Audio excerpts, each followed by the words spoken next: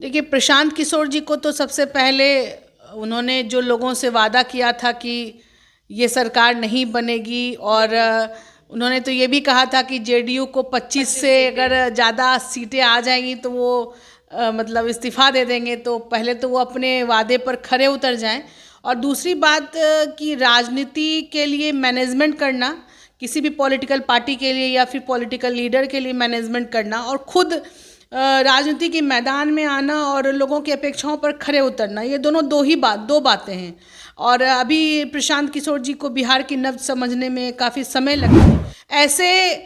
ऐसे परिवार की बेटी को जूते चप्पल दिखाते हुए, गालियां देते हुए उन्हें घर से बाहर निकाल देना, ये बहुत ही दुखद स्थिति है। राजनीति अपनी जगह है, लेकिन बेटी और बहू का सम्मान सर्वोपरि है, और बिहार बेटी बहुओं को इसके सम्मान के लिए ही जानी जाती है। यहाँ पर हम हमारा देश भी ऐसी जगह है जहाँ पर हम लोग माता को, बहनों को, वो सबसे ज़्यादा हम लोग पूजनीय मानते हैं। बिहार विधानसभा चुनाव के नतीजे आ चुके हैं और एनडीए सरकार बनाने की दोबारा जो है कवायद शुरू हो गई है। एक तरफ नीतीश कुमार ने इस्तीफा सौंप दिया है राज्यपाल को, और वहीं अब 10वीं बार मुख्यमंत्री सीएम पद का शपथ लेने की तैयारी में जुट चुके हैं। शपथ ग्रहण जो है इस बार पटना के ऐतिहासिक गांधी मैदान में होने जा रहा है। इस शपथ ग्रहण में प्रधानमंत्री देश के वो भी मौजूद रहेंगे। इस तमाम मुद्दे पर बातचीत करने के लिए हमारे साथ भाजपा से प्रवक्ता प्रीति शेखर जिनसे बातचीत करेंगे। प्रीति जी, नीतीश कुमार ने इस्तीफा सौंप दिया और 10वीं बार सीएम पद के लिए जो है अब कमान संभालने जा रहे हैं, क्या कुछ कहना चाहिएगा? ये बिहार वासियों के लिए बहुत ही खुशी और गर्व का विषय है कि जिसको उन्होंने वोट दिया, जिस गठबंधन के लिए उन्होंने वोट किया, जिस सत्ता को लाने के लिए उन्होंने वोट किया, वो फिर से गद्दी संभालने वाली है। और खासकर ये जो सरकार बनेगी, इस बार एनडीए की सरकार महिलाओं और युवाओं की अपेक्षाओं पर खरे उतरने का प्रयास करेगी, और जो लोगों की जिन बातों को लेकर हम भी अपने चुनावी मैदान में थे, और जो लोगों की अपेक्षाएं हो रही थी कि अब बिहार से पलायन रुके, यहाँ पर रोजगार बढ़े, यहाँ पर इंडस्ट्रीज़ लगे, तो इस ओर अब सरकार निश्चित रूप से ध्यान देगी, और बिहार को विकसित बिहार बनाने के लिए इस सरकार के तमाम प्रयास जारी रहेंगे, और हम लोगों की अपेक्षाओं पर खरे उतरेंगे। प्रशांत किशोर जो कि इस बार चुनावी मैदान में थे, करारा हार उन्हें मिला है। 243 सीटों में से एक भी सीट वो जो है हासिल नहीं कर पाए, और उन्होंने आरोप लगाया कि 40,000 करोड़ रुपए जो है आप लोग देने का काम किए, इस तरीके से वोट खरीदने का और घोटाला किए हैं आप लोग। देखिए, प्रशांत किशोर जी को तो सबसे पहले उन्होंने जो लोगों से वादा किया था कि ये सरकार नहीं बनेगी, और उन्होंने तो ये भी कहा था कि जेडीयू को 25 से अगर ज़्यादा सीटें आ जाएंगी तो वो मतलब इस्तीफ़ा दे देंगे। तो पहले तो वो अपने वादे पर खरे उतर जाएं, और दूसरी बात कि राजनीति के लिए मैनेजमेंट करना, किसी भी पॉलिटिकल पार्टी के लिए या फिर पॉलिटिकल लीडर के लिए मैनेजमेंट करना, और खुद राजनीति के मैदान में आना और लोगों की अपेक्षाओं पर खरे उतरना, ये दो बातें हैं। और अभी प्रशांत किशोर जी को बिहार की नब्ज समझने में काफ़ी समय लगेगा, और एक नब्ज वो नहीं समझ पाए कि बिहार की जनता उनको ही स्नेह और अपना सम्मान और प्रेम प्रदान करती है जिस पर कि उनको विश्वास होता है। और इस बार के मैंडेट ने ये दिखा दिया कि जनता का विश्वास किसके साथ है।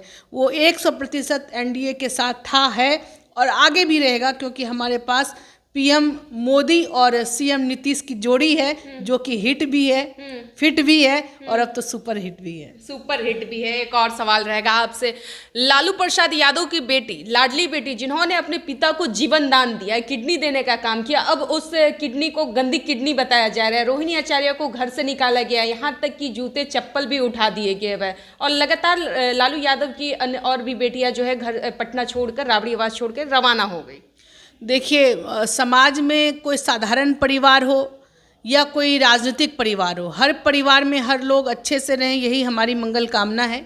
लेकिन राजनीति में अगर कोई पार्टी हार जाए तो उसके बाद अपने घर की बेटी, और ऐसी सम्मानित बेटी जिन्होंने अपने किडनी डोनेट करके अपने पिता तुल्य अभिभावक को संजीवनी देने का काम किया, अपने भाई तेजस्वी जैसे भाई को रखे कलाई पर राखी बांधकर जिसके ओजस्वी तेजस्वी जीवन की उन्होंने कामना की, ऐसे परिवार की बेटी को जूते चप्पल दिखाते हुए, गालियां देते हुए उन्हें घर से बाहर निकाल देना, ये बहुत ही दुखद स्थिति है। राजनीति अपनी जगह है, लेकिन बेटी और बहू का सम्मान सर्वोपरि है। और बिहार बेटी बहुओं को इसके सम्मान के लिए ही जानी जाती है। यहाँ पर हम हमारा देश भी ऐसी जगह है जहाँ पर हम लोग माता को, बहनों को वो सबसे ज़्यादा हम लोग पूजनीय मानते हैं। तो ऐसी स्थिति में रोहिणी जी के साथ ऐसा कृत्य, चाहे उनके भाइयों या उनके सह पर जो उनका रमीज और संजय यादव का वो नाम ले रही थी, जिन्होंने भी किया, यह कृत्य माफ़ी योग्य नहीं है। और इस पर तेजस्वी जी को, लालू जी को, राबड़ी जी को, मीसा जी को सामने आकर जवाब देना चाहिए, क्योंकि वो बिहार की बेटी रोहिणी सिर्फ मात्र एक बेटी नहीं, बल्कि वो पूरे बिहार में एक अच्छे मतलब कि ढंग से राजनीति करने वाली वो महिला रही।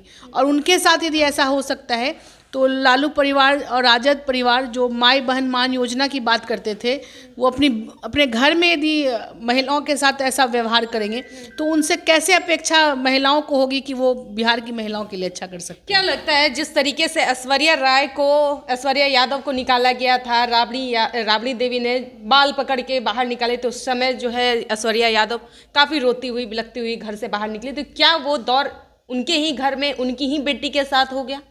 देखिए, ये बिल्कुल पारिवारिक उनका जो मामला है या आपसी विवाद है, उस पर मैं व्यक्तिगत रूप से कोई टिप्पणी नहीं करना चाहूँगी। लेकिन जो भी स्थिति रही, चूँकि वो राजनीतिक परिवार है, इसलिए उनकी सभी घटनाएं सामने आ रही हैं लोगों के सामने, और सब चीज़ कैमरे के सामने हो रहा है। तो मैं ज़रूर सलाह देना चाहूँगी कि जो पूरे बिहार को चलाना चाहते हैं, वैसे लोग सबसे पहले अपने घर को संभाल लें, तब बिहार को चलाने की बात करें। हमारे तमाम बिहार वासियों को क्या कुछ कहना चाहिएगा जिस तरीके से मुख्यमंत्री 10वीं बार सीएम पद का शपथ ग्रहण करेंगे?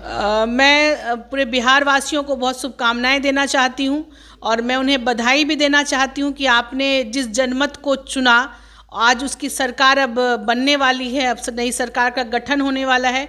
और एक बात को लेकर मैं बिल्कुल भरोसे के साथ कह सकती हूँ कि आपने जिन उम्मीदों के साथ इस नई सरकार का गठन किया है, आपकी सभी उम्मीदों पर यह वर्तमान सरकार पूरा खरा उतरने का पूरा प्रयास करेगी और आपकी सभी उम्मीदों को पूरा करने का कार्य करेगी। चलिए, बहुत बहुत धन्यवाद। तो हमारे साथ प्रीति शेखर जी थे, इन्होंने तमाम मुद्दों पे चर्चा हुआ, लगातार जो है राजनीति विषयों पर, वही सीएम पद को लेकर भी 10वीं बार नीतीश कुमार सीएम पद का शपथ ग्रहण 19 से 20 तारीख तक वो शपथ ग्रहण कर लेंगे। शपथ समारोह में शामिल होने जा रहे हैं देश के प्रधानमंत्री नरेंद्र मोदी। फिलहाल इस खबर में इतना ही। आप लोग देख रहे थे जनतक लाइव, मैं आपके साथ दिव्या पांडे। धन्यवाद।